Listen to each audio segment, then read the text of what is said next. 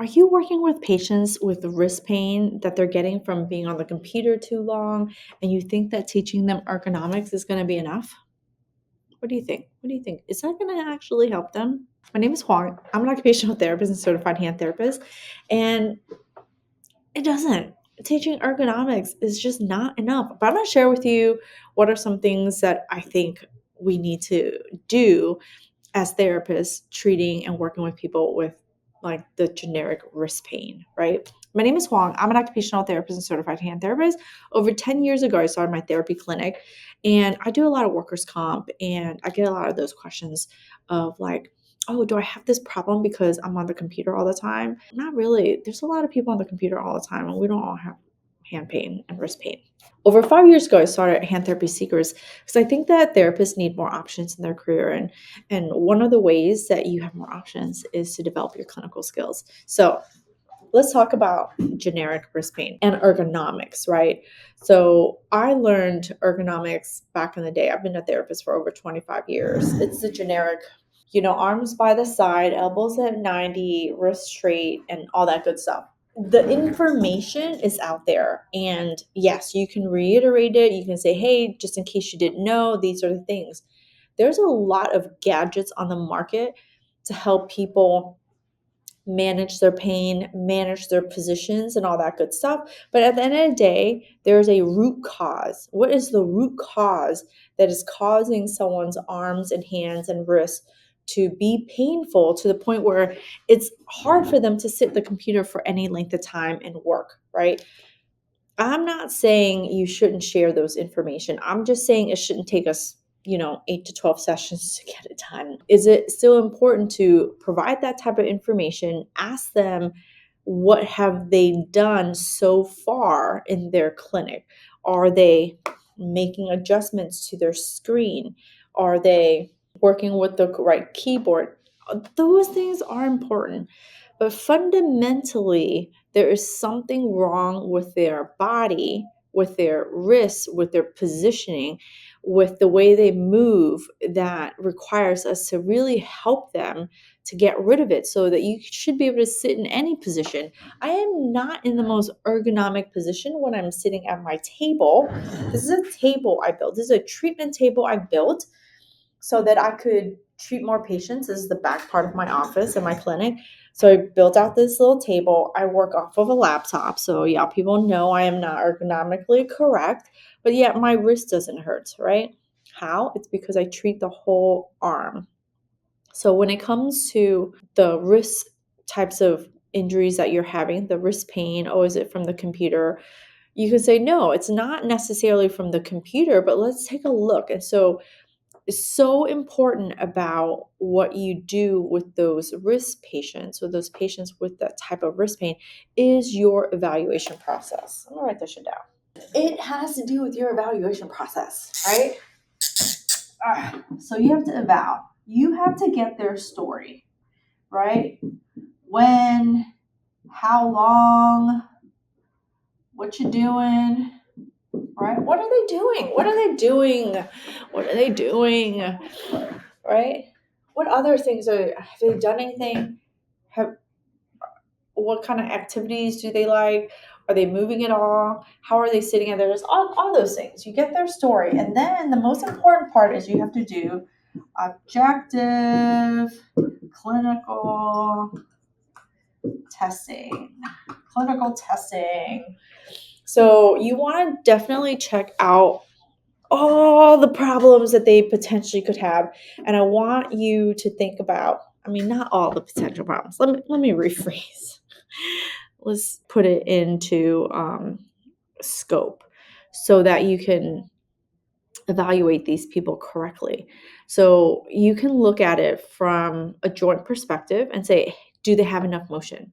You can double check just in case. So I double check, wrist down, and I give a little bit of overpressure, right? Does it feel the same, right? Then you can do it for a wrist extension. Does it feel the same? So you can check their wrist joints, right? That's a joint issue. When you do that, so do you know my fast track framework? Bones, muscles and tendons, ligaments, nerves, and skin and fascia, right? So they have not had any surgeries. You can mark that off. So now you're left with 4 things to really look at. So you're looking at the joints, then you want to, the joint and the ligaments are kind of almost similar because when you're looking at that, you can then go into and look at their ligaments. So then you have to learn, ligament testing, right?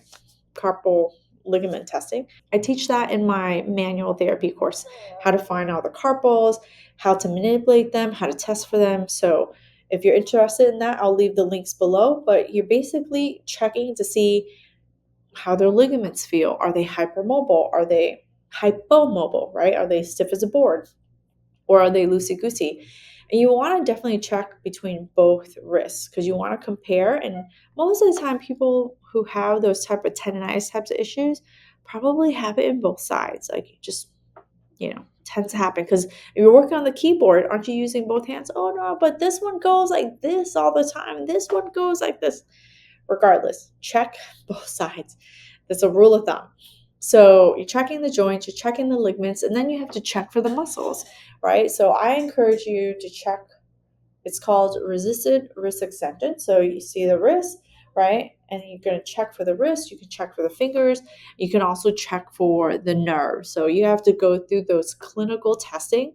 I'm not going to go through them all today with you, but if you want to do more of that clinical testing, I'm going to be going over that in the mentorship program because in August we're going to go over wrist injuries, evaluations, and treatments. So that's just one of them. But there's like a gazillion one.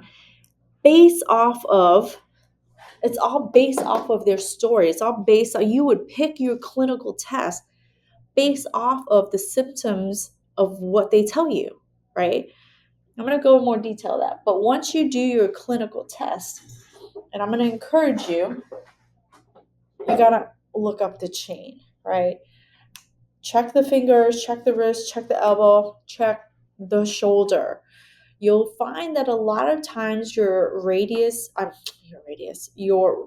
generic wrist injured patient, a lot of them are lacking some form or fashion of shoulder range of motion, or they're lacking scapular stability. So clinical testing, and only from your clinical testing can it lead into treatment, right? Now, when it comes to treatments, splinting is one of them, but dear Lord have mercy. I love splinting like the next OT. I could do splinting all day, but these patients don't really need splints. I'm going to say it like that. Majority of these people do not need the splints that you're putting on them. And splints have a discharge date. They have a discharge date. If they've been wearing it for the last 2 months without you, why do they need to keep wearing them with you? Right? So, yes, splinting is a treatment methodology, but not everyone needs a freaking splint all the fucking time. Like, they don't need it. If they have severe pain, you might consider it. But you have to ask yourself, why do they have that severe pain? Especially if it's just a tendonitis type of issue, right? Got to get to the root cause in order to figure out how to fix them.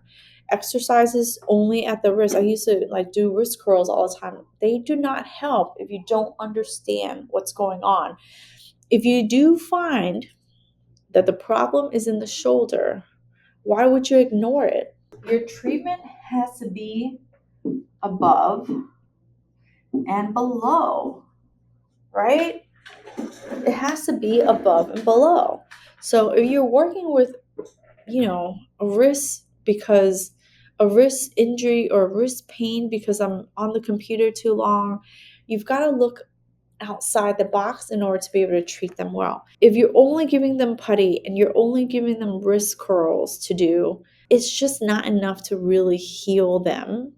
Not heal them, but really fix their problem long term. And if you're only throwing splints because you don't know how to discharge the splint, it's also going to slow their progress down.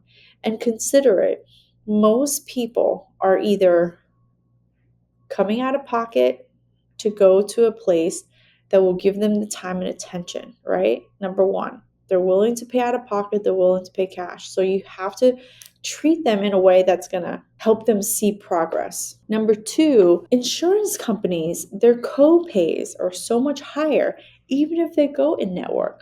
Or number three, therapy visits are limited, right? You're talking about workers' comp, you're talking about Medicare, you're talking about, it doesn't matter. People want the results and they want the results fast. They want to know what's wrong, they want to know how to fix it. Some people want to come in more often than others, and some people are like, just tell me what to do, I'm going to do it, right? They don't need the accountability of therapy, but you can't fix it if you don't know what the initial, what the root cause of the problem is. And that's one of the things that I really dive into a lot inside the mentorship program, because it isn't just about wrist curls and it isn't just about, prescribing exercises and, dishing out splints. The problem solving actually starts at the evaluation. And I always get codas who ask like, oh, but we're not allowed to do evaluations, or OTs that say, oh, we're always told we're not allowed to diagnose. You're allowed to diagnose, and you're technically allowed to observe and make decisions as a coda, right? Like you might not be able to learn, like you might not be able to document from a evaluation standpoint, but you should be able to look for things, find them, and fix them, right? That's problem solving in its most fundamental. We have to work on more critical thinking and decision making, so that when patients come to us, we're not just deflecting and saying, go ask your doctor, go ask this therapist, go ask that therapist, right? They should be getting the answers from you. I don't know why I feel so strongly about it, but therapists are always complaining that we don't have respect and no one respects us. No one respects you when you cannot problem solve and make decisions and help them make decisions. So working with chronic risk types of issues that kind of come out of nowhere isn't just about putting a splint, isn't about educating them on ergonomics, right? There might be one component of that, but I can tell you for damn sure, if my wrist was hurting and the therapist was like, oh, just wear the splint, like I'd be upset, because I don't want to wear the splint forever. Like I'm young. I don't want to wear this splint forever. I want to fix my problem so I can move on with my life. And I guess that's the perspective that I'm thinking from. So that's how I like to teach inside the mentorship program, to help my students, like the people inside there, those therapists in there, help them become better independent therapists. So it's not always like, oh, tell me what to do. You own the space and the expertise that you are in, and you can share your perspective and say, this is why I think you need to work on your shoulder. We have to work on your shoulder in order to get rid of your wrist pain. We don't need the splint because a splint isn't required. Splint's purpose is to protect or to position, but we don't need any of that, right? Like that's your job as a therapist, as an expert. So those are my tips, and those are things I think are important when it comes to working with people with wrist pain from being on the computer all the day, right? So if you want more of my help, links below. Come inside the mentorship program. We're going to dive into wrist injuries and evaluations and treatments so that you can not only get to their root cause, but learn how to really progress them and look for the things that improve or don't improve so you can adjust your treatments, right? I'll see you on the next one.